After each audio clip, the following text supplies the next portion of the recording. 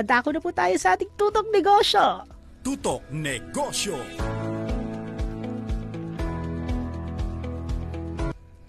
Yan. Good morning po, Sir Nero Marcelo. Sir, kamusta po kayo? Magandang umaga po sa inyong lahat. Magandang umaga po sa Light TV Radio. Ayan. Sir, ako po yung nagagalak at natutuwa at andito po kayo ngayong umaga. Kasi napaka-interesting po ito. Ano, tama po ba, sir? Philippines Finest Business Awards and Outstanding Achiever. And you're the chairman of this organization. Opo, ito po yung award na katatapos lang noong September 8. Wow. At isa po ang Light TV sa ating media partner and awardee. Wow, thank you po sa award na yun, Sir Nero. Sir Nero, meron po ata kayong hinandang video po para lalo po nating makilala ang Philippines Finest Business Awards and Outstanding Opo, Achiever. siguro dito ninyo ito yung teaser ng ating nangyaring event last September 8. Panoorin po natin. Sige, panoorin po muna natin. Ayan, hinahanda na po yung video. And habang inihahanda, ayan. We gather to honor not just businesses, but also the individuals. These individuals and companies have not only achieved success, but have also set new standards of excellence, inspiring others to follow in their footsteps.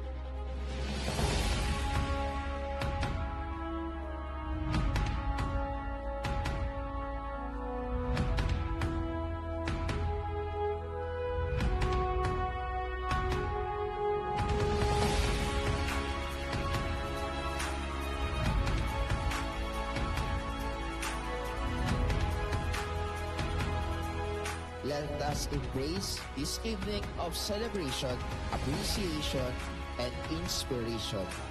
May it serve a reminder that excellence knows no bound and that together we can shape a brighter future for our industry and our nation. Wow.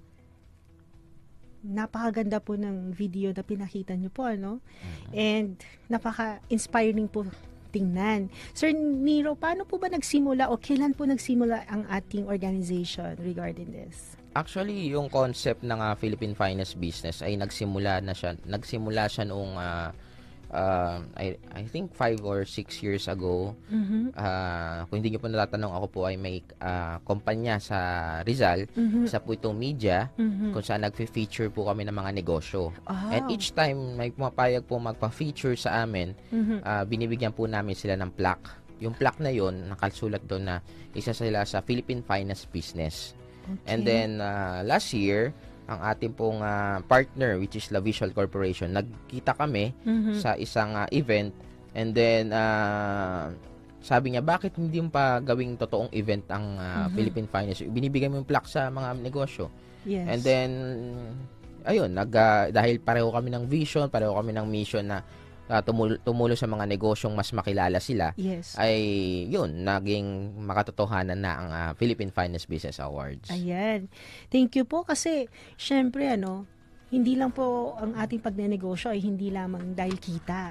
So nandun din po yung need na ma-recognize. And napakaganda po nitong organization po ninyo. Sir Nero, pwede niyo po maikwento, ano na po yung mga negosyo na kumbaga na award po ninyo na lalo po silang na-inspire and lalo po silang kumbaga lumago dahil po nagkaroon sila ng mas magandang kumbaga tumaas yung confidence level nila. Ayun nga po, kumbaga itong award-giving body na ito ay binuo to para tumulong sa mga negosyo.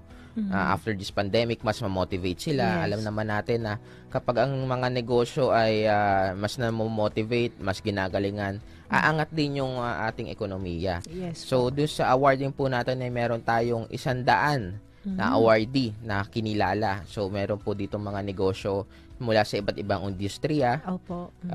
sa beauty products, sa mga kape, sa mga roll-up, ito yung mga pinto-pinto, mga Yes. ganon. So, marami, iba't ibang industriya, 100 categories, kasama rin dito mga politiko, mga kasama public po dito. servant, Okay. mga media, nandyan din po ang ating mga artista, mga celebrity, at marami pa pong iba, mga doktor, mga judge. So, Wow. halo-halo ng kategorya po ito. Kumbaga, pinagsama-sama natin at binigyan natin sila ng pagkilala. Ayan.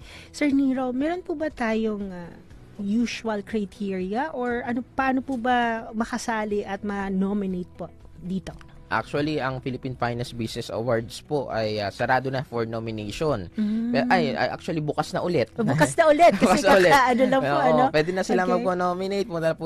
Pumunta lang po kayo sa aming Facebook page at website. Aha. And sa mga announcement ng La Visual Corporation Facebook page. But ang ating pong criteria ay kailangan financially stable ang negosyo. Kung Okay. kumikita po ba sila. Aha. Kailangan po may social awareness mula sa Yes. social media, sa kanilang community. At syempre dapat tumutulong din sila sa komunidad.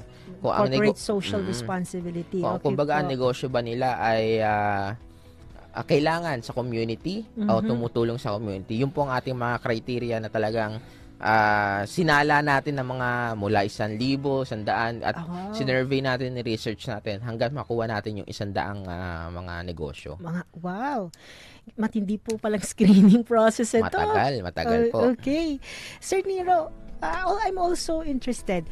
So, pagkatapos ng sala, ilan po yung deciding body na, it's okay, hindi nyo po kailangan banggitin, pero at least malaman po ng audience natin na talaga pong walang bias yung ating pili ba? Marami po eh.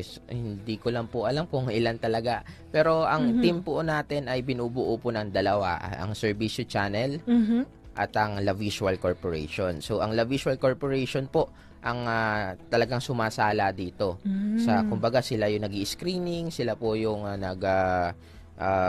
kumbaga, pinag-aaralan talaga nila yung mga negosyo. Opo. Matagal na rin sila sa industriya. Ang Servicio Channel naman po sa mismong programa. Yes. Sa pagpapaganda ng programa, sa production and everything. So, talaga nag-jive po yung dalawang team at synergistic po yung at napakaganda po ng partnership namin ng La Visual Corporation. Yan. Sir Nero, so posible po na kung na-nominate at nanalo po at napili ngayong taon, pwede pong manalo ka ulit the following years? Wala naman po like Hall of Famer awards, mga ganun po. Actually, dahil first year pa po namin, hindi pa po namin tumatatak sa isip yung okay. mga Hall of Fame. Pero may posibilidad naman po na maging ganun yung aming award-giving body. But the thing is, dahil nga po pinag-aaralan pa po natin, alam po natin na yung 100 ay kulang pa. Sobrang kulang pa. Marami kami. Actually, we have a 5 awarding sa isang taon.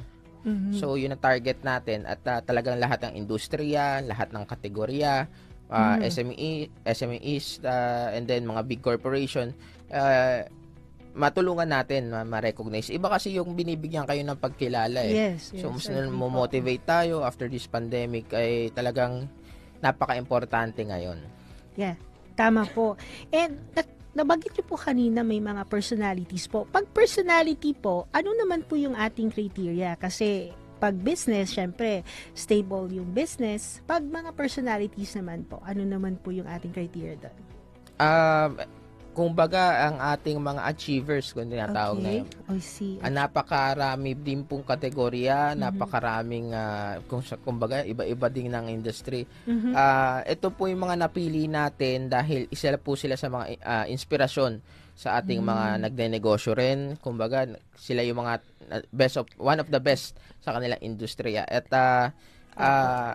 I am not that certain kung ano talaga yung criteria natin para sa kanila. But upon knowing them, isa sila sa one of the best talaga sa At kanilang saka industry. malaki yung contribution Yun na po binigyan sa Opo. larangan ng industriya kung saan man sila. Ayan, napakaganda po. And Sir Nero, dito po ba you also welcome din po kayo for sponsors? Or are you inviting sponsors also to join you, let's say, for the funding? Pwede po nating invite po ang ating mga guests, tagapanood or tagapakinig. Actually, marami tayong sponsor that event at malaking tulong po ang ginawa nila. Hindi lamang po sa pagpapatuloy ng ating programa kada taon. Ito pong kanilang sponsorship ay itinutulong po natin sa ating beneficiary, which is Tahanang Balik-Alay. Wow. Isa po itong tahanan ng ating mga lolo at lola kung saan iniwan na sila ng kanilang pamilya. Dito po sila inililigtas, inaalagaan at kung ano man yung natitiran panahon nila sa kanilang buhay, dito po sila mamalagi. Ayan, nakakatuwa naman po. So, ibig sabihin, lahat na yung tulong na binibigay po natin and funding for this organization, Philippine Finance Business Awards and Outstanding Achiever, part of that goes to help our lolos and lolas, lalo na po yung mga wala ng pamilya. Totoo po yan. So, yun po yung ating mission na hindi lamang po tayo magmamotivate ng mga negosyo, ay tutulong din tayo sa komunidad. Ayan. Thank you so much po. Yan, gamitin po natin itong pagkakataon, Sir Nero, to invite po ang ating mga listeners and also our viewers para po dito at kung paano po silang makasali aside from going to Facebook, meron po ba tayong office na pwede nilang puntahan, i-visit at makilala din po kayo. Muli, maraming salamat po sa lahat ng ating awardee sa Philippine Finance Business Awards. Alam nyo, hanggang ngayon ay kahit September 19 na 20 ay talagang kinikilig pa rin tayo sa mga nangyari after the event. Actually, sarado man ang awardee ngayon, pwede na po kayo mag-nominate for our Philippine Finance Business Awards. Puntahan nyo lamang po ang aming Facebook at website. Pero sabi ko nga po kanina, meron pa po kaming 4 na event na paparating. Ito po yung Southeast Asian Premier Business Awards. Wow. Gaganapin po yan sa Winford Hotel this December 8. Ibang category naman po tayo, ibang mga businesses naman po ang ating kikilalanin.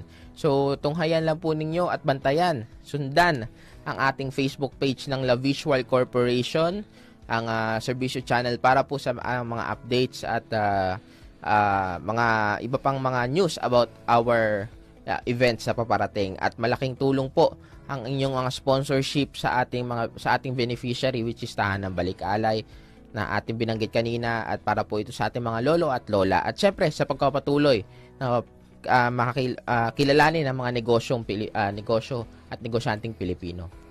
Ayan. Thank you so much po, Sir Nero, and your takeaway words or message for our audience po. Ano pong gusto nyong sabihin mensahe sa kanila? Muli, maraming salamat din po sa Light TV Radio sa inyong oras para po mas makilala pa ang ating events. Sana po ay pagpatuloy nyo po ang magandang mithiin para sa ating mga tagapakinig at na mga nanonood po. At syempre, maraming salamat po sa lahat ng patuloy na sumusuporta sa Philippine Finance Business Awards, media partners, awardees, and sponsors po. Muli, tunghayan nyo po at bantayan po ang ating Facebook page, which is La Visual Corporation, para po sa mga updates. Ayan.